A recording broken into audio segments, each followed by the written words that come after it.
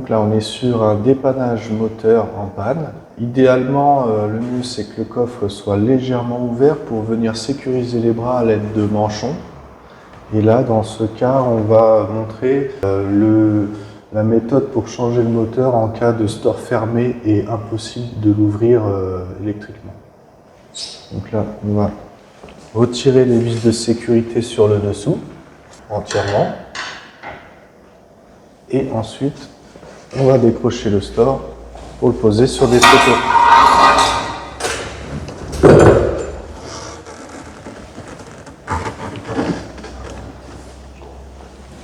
Ensuite, pour sécuriser, il faut sangler l'ensemble du coffre, mais garder légèrement de la distance pour que le coffre puisse s'ouvrir. Donc là, je vais venir scotcher, je garde une distance comme ceci.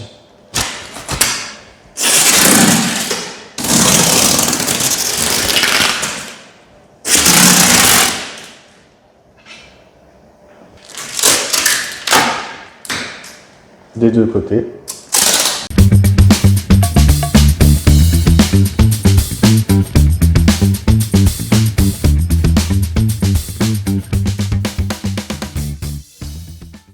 Le but, c'est d'avoir une sécurité qui évite que le store s'ouvre entièrement.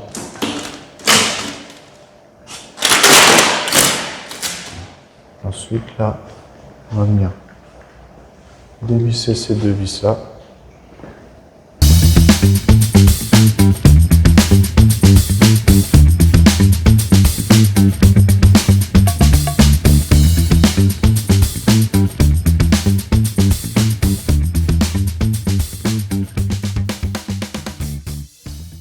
Et là, on a accès aux vis qui retiennent le moteur, le support opérateur. Bien les desserrer. Donc une fois ces deux vis-là retirées entièrement, le support opérateur va tourner puisque les bras ils vont pousser l'ensemble.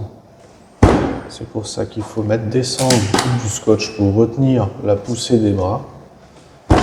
Le fait d'avoir libéré le support opérateur, ça peut aussi engendrer une coupure de câble. Enfin, le câble il va venir s'enrouler. Alors le but de cette opération, c'est d'avoir de la marge d'ouverture pour pouvoir démonter la suite.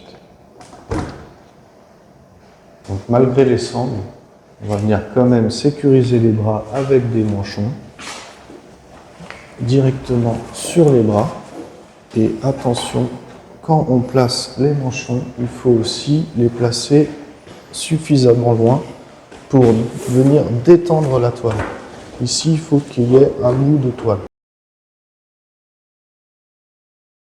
Je viens dévisser la vis du dessus, comme ceci. Idéalement, pour avoir un visuel, on peut retirer entièrement le profilo, c'est-à-dire que je vais retirer aussi la vis du dessus à l'opposé.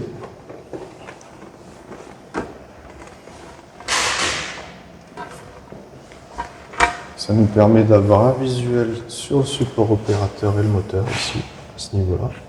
Et ensuite, on vient dévisser la vis à l'arrière.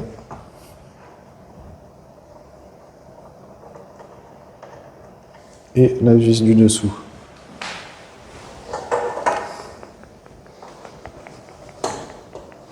Donc là, pour mon exemple, j'ai pas dévissé mes deux vis, je me suis servi de mon moteur pour ouvrir le store. Donc, je peux faire sauter la bague qui se trouve ici, la bague du support opérateur. Ici, elle peut sortir. Et ça permet de libérer l'ouverture ici.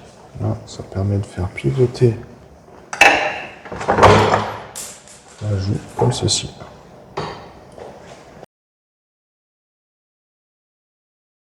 Le moteur, on a accès dessus, on a juste à tirer dessus pour le retirer.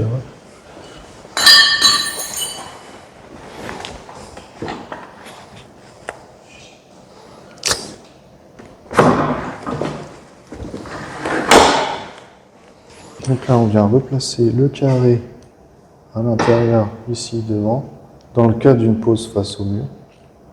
Dans le cas d'une pose plafond, le carré il se retrouve derrière. Donc là, je mets en place avec le carré. Je place ma vis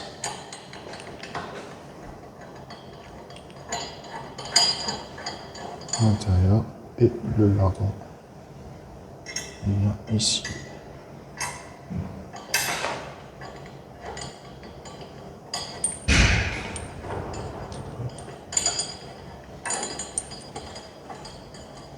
Voilà. Donc là, je viens placer la deuxième vis sur le devant. Dans le cas d'une pose face au mur, le rond ici, il est devant, ainsi que la vis. Et dans le cas d'une pose plafond, le rond il se retrouve derrière, comme le carré à l'intérieur. Et la vis également derrière. Donc là, je viens reposer devant, avec le lardon par l'intérieur, dans le sens de la forme de la joue.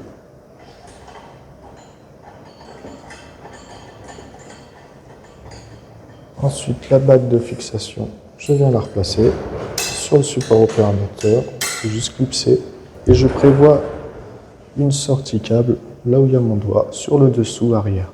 Donc là, je viens remettre mon nouveau moteur à l'intérieur du tube d'enroulement, comme ceci.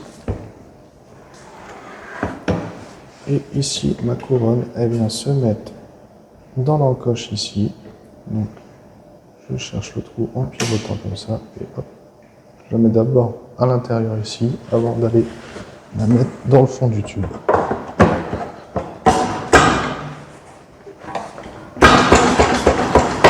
Donc là, le câble, la sortie câble, va venir aller vers l'arrière-bas, comme ceci, et dans mon encoche de découpe.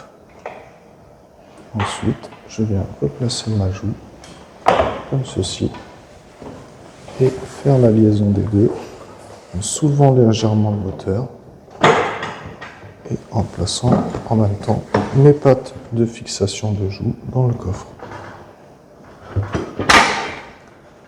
Sur la fin, une fois que je suis aligné, il suffit de taper un grand coup sec pour venir clipser le support opérateur, tout en faisant attention de ne pas pincer le câble d'alimentation.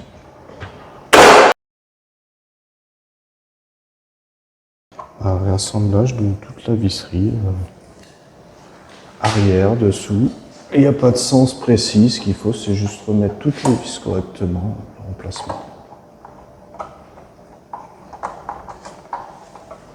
Je commence quand même par la partie coffre et je termine par le profilo.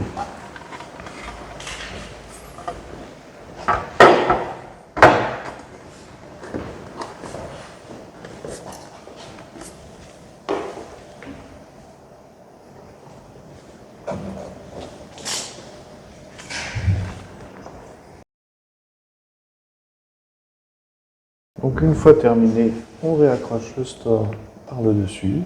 Et ici, on vient y remettre le lardon pour y glisser les vis. Très important, si on oublie, ça peut être très grave.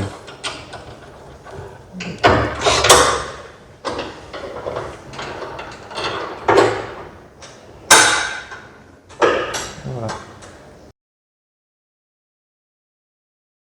Donc toujours après avoir sanglé le coffre, on peut tirer sur le moteur, c'est-à-dire qu'il va falloir taper quand même en force sur la joue, sur le modèle Harmony, et on n'a pas besoin de retirer la bague de fixation de la joue, on peut tirer entièrement le moteur du tube d'enroulement avec la joue.